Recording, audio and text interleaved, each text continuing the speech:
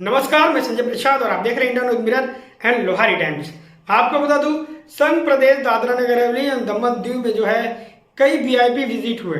वैसे बात करूं तो अब जो है राष्ट्रपति का विजिट है एवं संघ प्रदेश दादरा नगर हवेली के लिए जो है गौरव की बात है।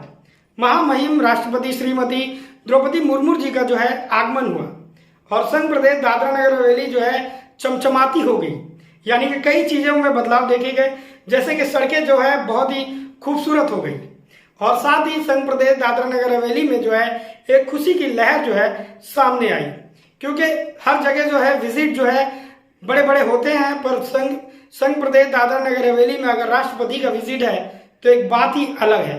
संघ प्रदेश दादरा नगर हवेली में तमाम लोग जो है आज यहाँ पे देखने मिले। इस कार्यक्रम में जो है मौजूद रहे तमाम चुने हुए जनप्रतिनिधि एवं गणमान्य व्यक्ति एवं तमाम प्रशासन अधिकारी एवं तमाम वो लोग जो राष्ट्रपति की बातों को सुनने के लिए इस कार्यक्रम में मौजूद रहे।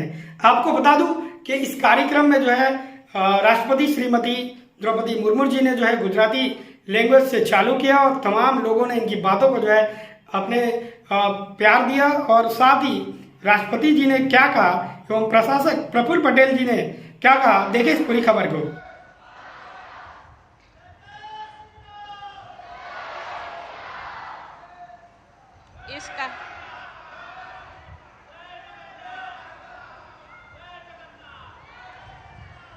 इस कार्यक्रम में उपस्थित संघ राज्य क्षेत्र के प्रशासक श्री प्रफुल्ल पटेल जी, सांसद श्रीमती कलाबेन एम डेलकर जी, यहाँ उपस्थित सभी जनप्रतिनिधिगण, अन्य गणमान्य अतिथिगण, अधिकारीगण, भाइयों और बहनों, नमस्कार।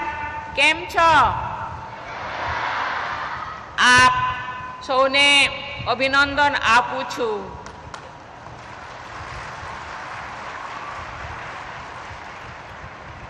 मुझे इस संघ राज्य क्षेत्र में आप सभी के बीच आकर अत्यंत प्रसन्नता का अनुभव हो रही है। यहाँ के लोगों द्वारा जिन गर्मजोशी के साथ मेरा स्वागत किया गया है वो मेरी स्मृति में सदैव अंकित रहेगा। मैं इस स्वागत सत्कार के लिए यहाँ के प्रशासक श्री प्रफुल्ल पटेल जी तथा सभी निवासियों को बहुत बहुत धन्यवाद देती हूँ। इस क्षेत्र के लोग बहुत परिश्रमी माने जाते हैं। ये अपने स्नेहपूर्ण स्वभाव के लिए भी जाने जाते हैं। इस संघ राज्य क्षेत्र के लोगों के योगदान को पहचान कर उन्हें सरकार द्वारा सम्मानित किया गया जा रहा है। वर्ष 2022 में सामाजिक कार्य के लिए श्रीमती प्रभाबेन सौभाग्य चंद्र शाह जी को पद्मश्री सम्मान दिया गया था। ये महिला सशक्तिकरण के अपने कार्य के लिए जाने जाती थी। पिछले वर्ष कला के क्षेत्र में श्री प्रेमजीत बारिया जी को पद्मश्री प्रदान किया गया है। वे एक प्रख्यात चित्रकार और शिक्षक थे। देवियों और स्वजनों, राष्ट्रीय शिक्षा नीति में सभी स्कूलों में इंफ्रास्ट्रक्चर को बेहतर करने पर जोर दिया गया है, जिससे शिक्षण और अध्यापक कार्य बेहतर स्तर पर किया जा सके।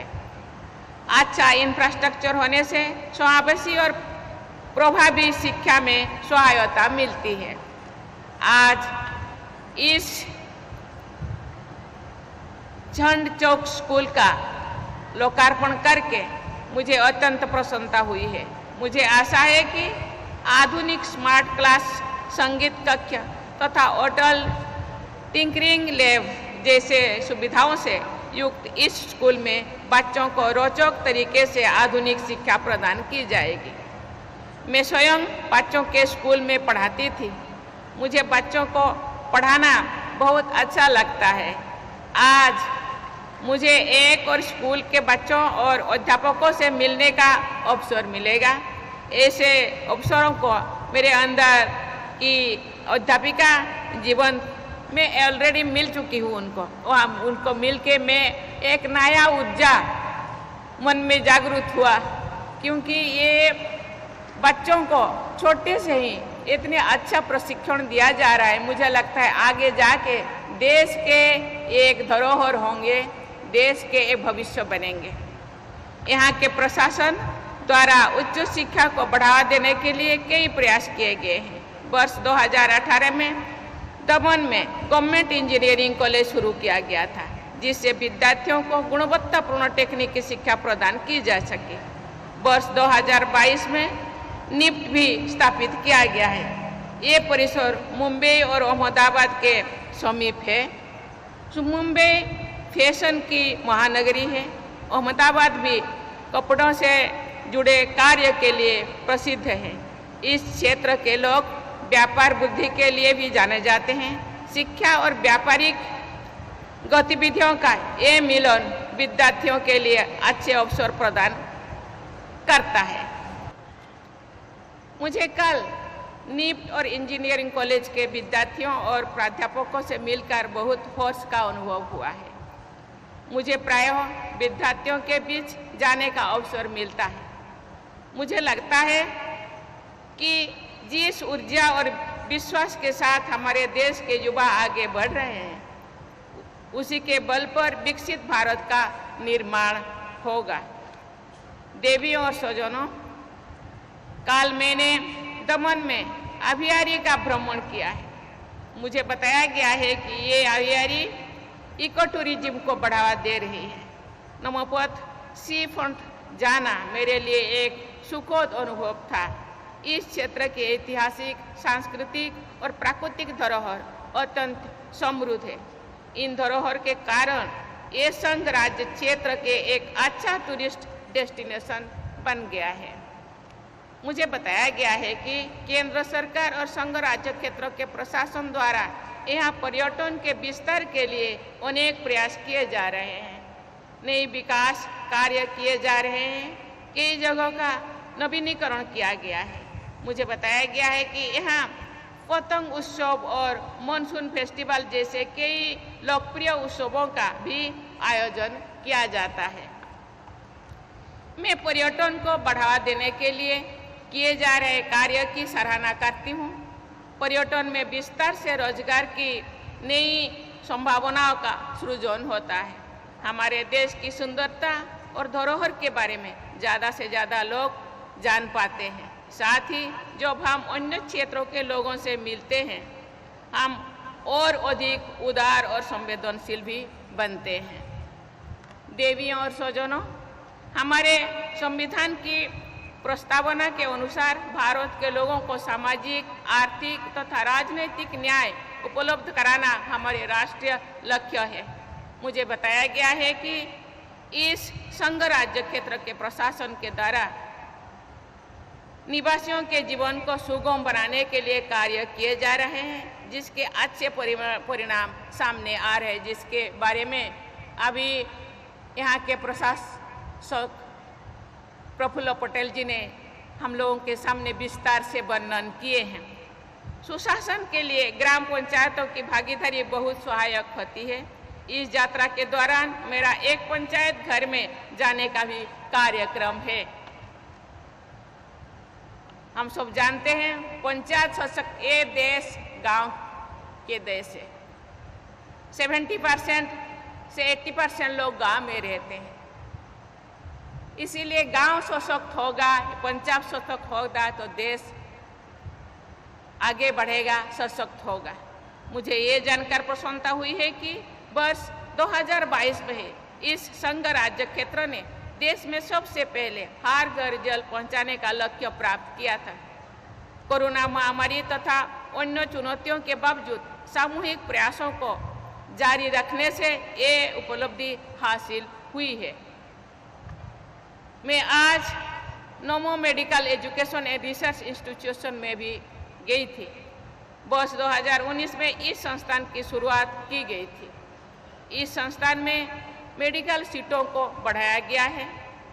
श्री विनोद भवर सिविल हॉस्पिटल में उपलब्ध बेड्स की संख्या में भी वृद्धि हुई है तथा उसी ओर भी बढ़ाया जा रहा है। मेडिकल सुविधाओं के विकास के लिए किए जा रहे ये सभी कार्य सराहनीय है। देवियों और स्वजनों, भारत सरकार द्वारा 15 नवंबर को प्रत्येक वर्ष जनजातीय गौरव दिवस मनाया जाता है। इस संग्राम में जनजातीय समुदाय के लोगों के योगदान से सभी देशवासियों अवगत कराने का सराहनीय कदम है। भारत सरकार द्वारा जनजातीय समुदाय के विकास के लिए कई कार्य किए जा रहा है। इस संघ राज्य क्षेत्र में जनजातीय भाई बहनों की बड़ी आबादी है। मुझे बताया गया है कि जनजातीय समाज के कल्याण और विकास के लिए यहाँ के प्रशासन द्वारा अनेक कदम उठाया जा रहा है। खानबेल में ITI की स्थापना की गई है। इससे जनजातीय समाज के युवाओं को कौशल प्रशिक्षण मिलेगा। गिर आदर्श आजीविका योजना के तहत कई जनजातीय बहनों को आर्थिक सहायता दी जा रही है। इससे डेयरी फार्मिंग का विकास हुआ है।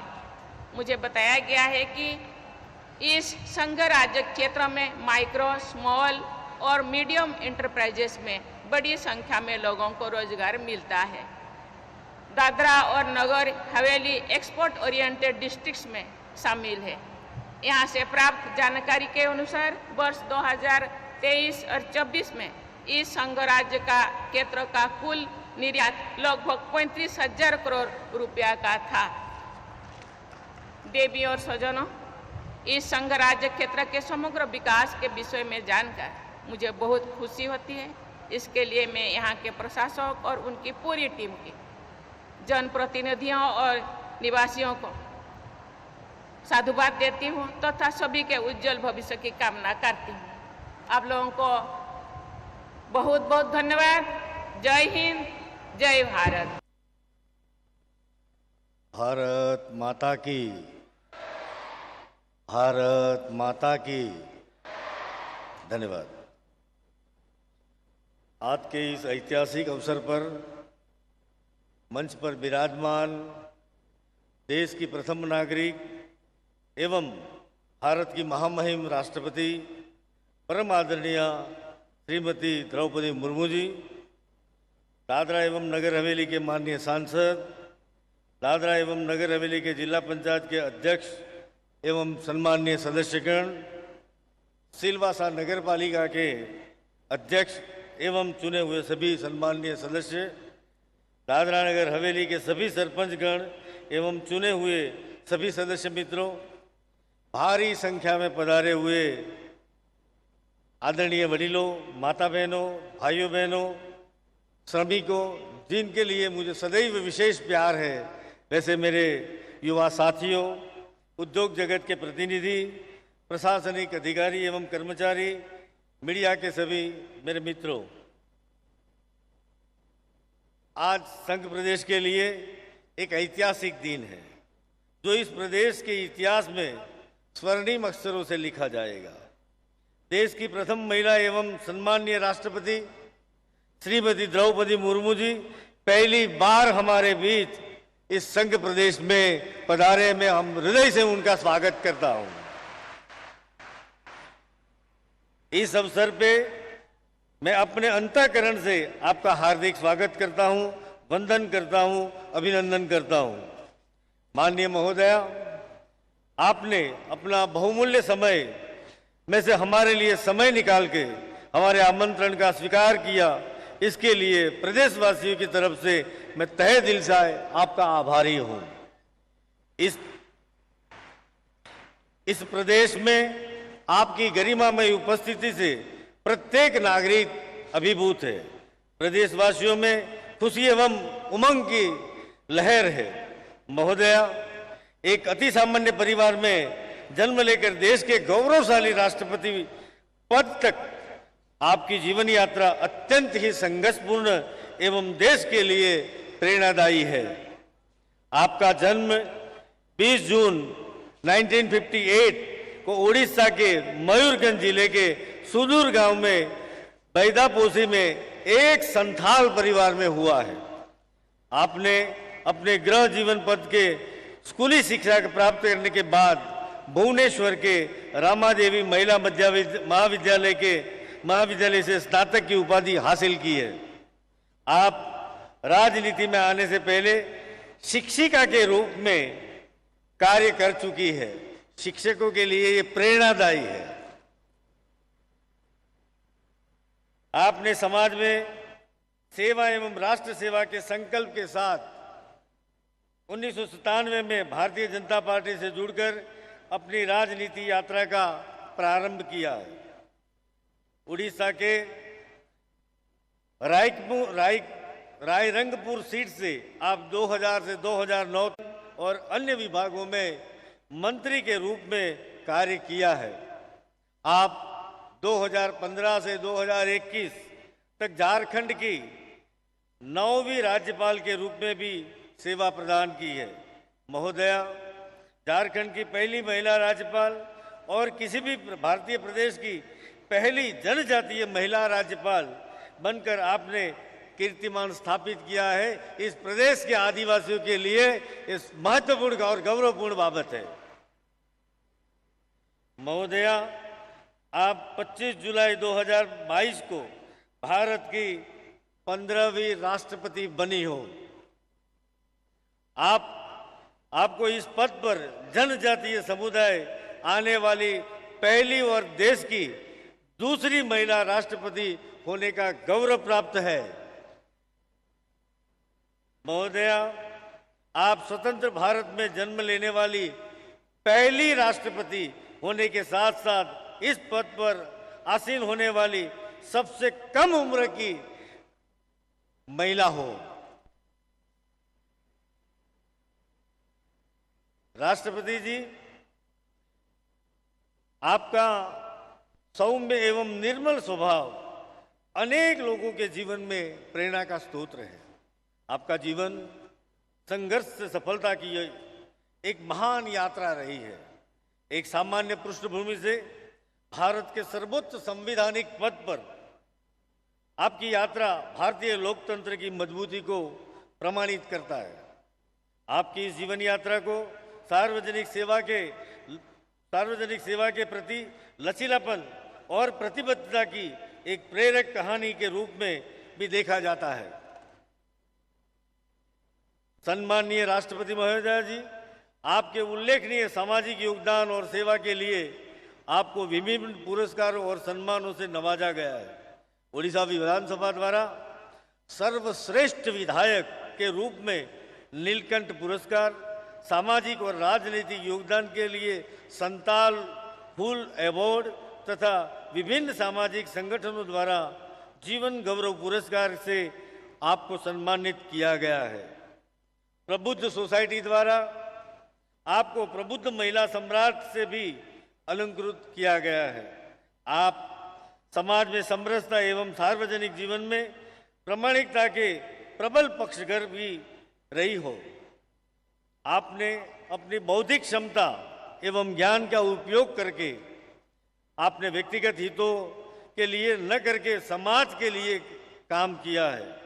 राष्ट्रपति के रूप में आपका ध्यान शिक्षा को बढ़ावा देने के, विशेष रूप से महिला और आदिवासी समुदाय, पर्यावरण संरक्षण की वकालत करने का तथा ग्रामीण भारत को सशक्त बनाने वाले नीतियों को प्रोत्साहित करने का केंद्रित करती है।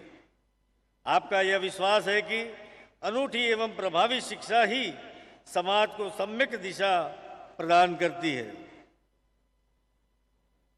आदरणीय राष्ट्रपति महोदया, संघ प्रदेश में पिछले 10 वर्षों में आदरणीय प्रधानमंत्री जी के आशीर्वाद से पर्यटन, उद्योग, स्वास्थ्य, शिक्षा एवं आधारभूत संरचनाओं के क्षेत्र में अभूतपूर्व विकास हुआ है। आज से 10 साल पहले संघ प्रदेश में शिक्षा के नाम पर केवल माध्यमिक और उच्च माध्यमिक विद्यालय ही थे। दमन एवं सिलवासा में एक कॉलेज था जिसमें केवल साइंस, कॉमर्स और आर्ट्स की पढ़ाई होती थी। उच्च तकनीकी शिक्षा के लिए कोई कॉलेज या संस्थान नहीं थे और तकनीकी शिक्षा के लिए यहाँ के विद्यार्थियों को प्रदेश से बाहर जाना पड़ता था। महोदया, पिछले 10 सालों में संघ प्रदेश ने अन्य क्षेत्रों के साथ साथ शिक्षा क्षेत्र में अपना एक अलग मुकाम हासिल किया है। पिछले 10 सालों में 22 नए स्कूलों का निर्माण किया गया है, जिसके ऊपर करीबन 271 करोड़ रुपए की लागत का खर्च हुआ है, जिसमें 41,000 बच्चे इस नए स्कूल की फैसिलिटी का लाभ ले रहे हैं। मुझे ये बताते हर्ष और गर्व हो रहा है कि आज प्रदेश में Namo medical college, paramedical college, degree engineering college, Daman और सिलवासा में nursing college, MSc nursing, national law college, NEET, hotel management, triple IT, ये सारी सुविधाएं संघ प्रदेश में उपलब्ध है। मुझे ये बताते हुए विशेष गर्व हो रहा है, पूरे देश में NIFT, law college, national law college और होटल मैनेजमेंट, इन सारी कॉलेजों में कॉमन एंट्रेंस टेस्ट से एडमिशन होता है। पूरे देश में कोई जगह पे प्रदेश के